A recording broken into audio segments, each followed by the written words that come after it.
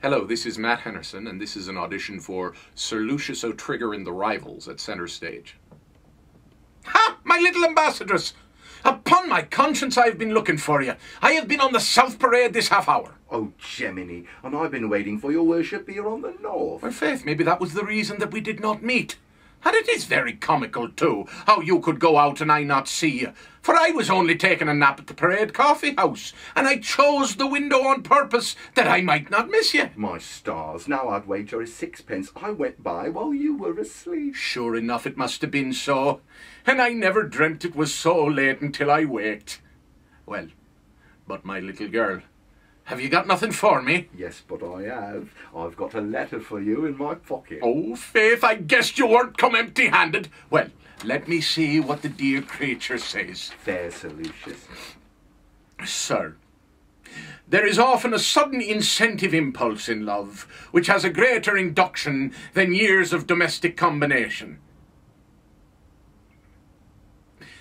Such was the commotion I felt at the first superfluous view of Sir Lucius O'Trigger. It's very pretty, upon my word. Female punctuation forbids me to say more, yet let me add that it will give me joy infallible to find Sir Lucius worthy the last criterion of my affections. Dahlia. Upon my conscience, Lucy, your lady is a great mistress of language. Faith, she's quite the queen of the dictionary. For the devil a word dare refuse coming at her call. The one would think it were quite out of hearing. Aye, sir, a lady of her experience. Experience?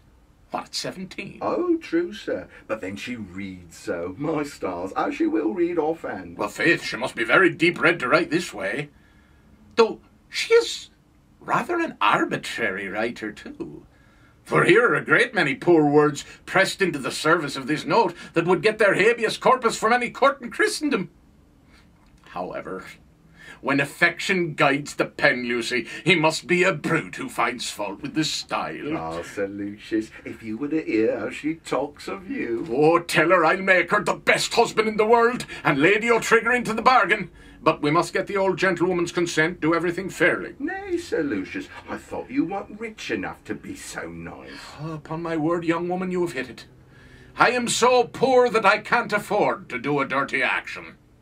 If I did not want money, I'd steal your mistress and her fortune with a great deal of pleasure.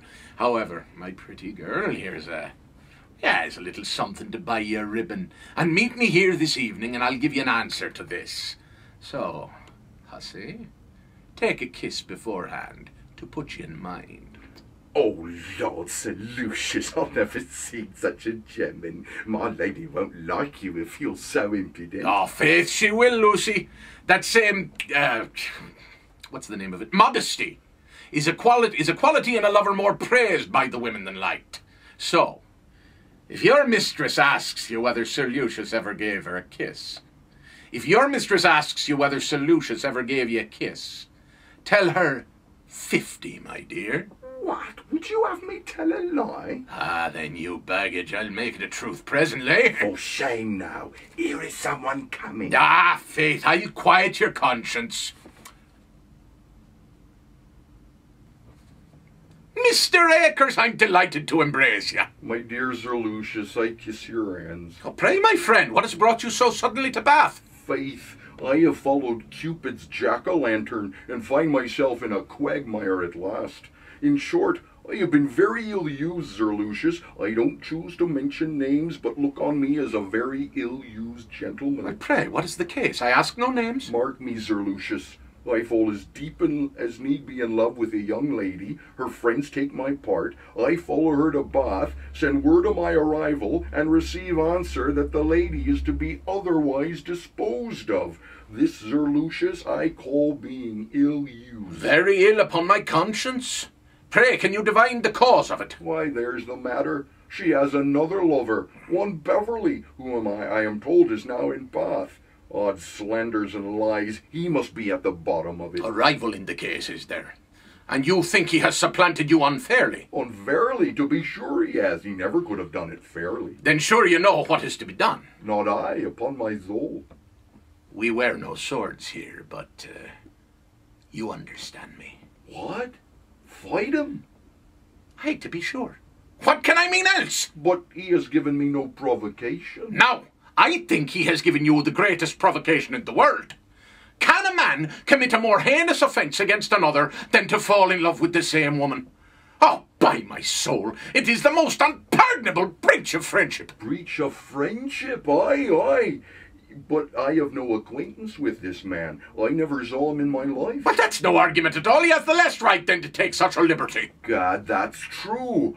I grow full of anger, Sir Lucius. I fire apace. Odds, hilts, and blades. I find a man may have a deal of valour in him and not know it. But couldn't I contrive to have a little right on my side? What the devil signifies right when your honour is concerned? Do you think Achilles or my little Alexander the Great ever inquired where the right lay?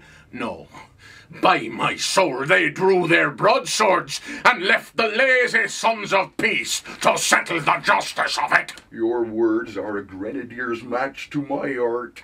I believe courage must be catching. I certainly do feel a kind of valour rising, as it were, a kind of courage, as I may say. Odds, flints, pans, and triggers, I'll challenge him directly. Ha, my little friend, if we had Blunderbuss Hall here, I could show you a range of ancestry in the O'Trigger line that would furnish the new room, every one of whom had killed his man. For though the mansion house and dirty acres have slipped through my fingers, I thank heaven our honour and the family pictures are as fresh as ever. Oh, Sir Lucius, I have had ancestors too. Every man of them colonel or captain in the militia. Odds, balls, and barrels, say no more. I'm braced for it. The thunder of your words has soured the milk of human kindness in my breast. Soons, as the man in the play says, I could do such deeds. Now come, there must be no passion at all in the case. These things should always be done civilly. I must be in a passion, Sir Lucius. I must be in a rage. Dear Sir Lucius, let me be in a rage if you love me. Come, here's pen and paper. Oh, I would the ink were red. Indite, I say, indite. How shall I begin, odds, bullets, and blades? I'll write a good bold hand, however. You pray compose yourself. Come, now shall I begin with an oath? Ah. Do, Sir Lucius, let me begin with a damn you. Cha, do the thing decently and like a Christian. Begin now. Sir, That's too civil by half. to prevent the confusion that might arise Well- from our both addressing the same lady, Aye, there's the reason. Same lady. Well, I shall expect the honour of your company. Zones, I'm not asking him to dinner. Look, pray be easy. Well then, honour of your company. To settle our pretensions. Well, Let me see. Aye, Kingsmead Fields will do. In Kingsmead Fields. so that's done. Well, I'll fold it up presently. My own crest, a hand and dagger shall be the zeal. Well, you see now, this little explanation will put a stop at once to all confusion and misunderstanding that might arise between you. Aye, we fight to prevent any misunderstanding. Now, I leave you to fix your own time. Take my advice and you'll decide it this evening if you can. Then let the worst come of it. 'Twill be off your mind tomorrow. Very true. So, I shall see nothing more of you unless it be by letter till the evening. I would do myself the honour to carry your message, but to tell you a secret, I believe I shall have just another such affair on my own hands.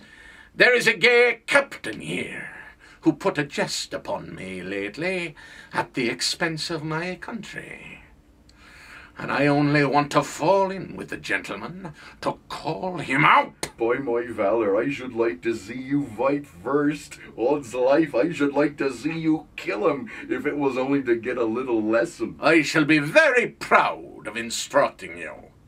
Well, for the present, but remember now, when you meet your antagonist, do everything in a mild and agreeable manner. Let your courage be as keen, but at the same time as polished as your sword.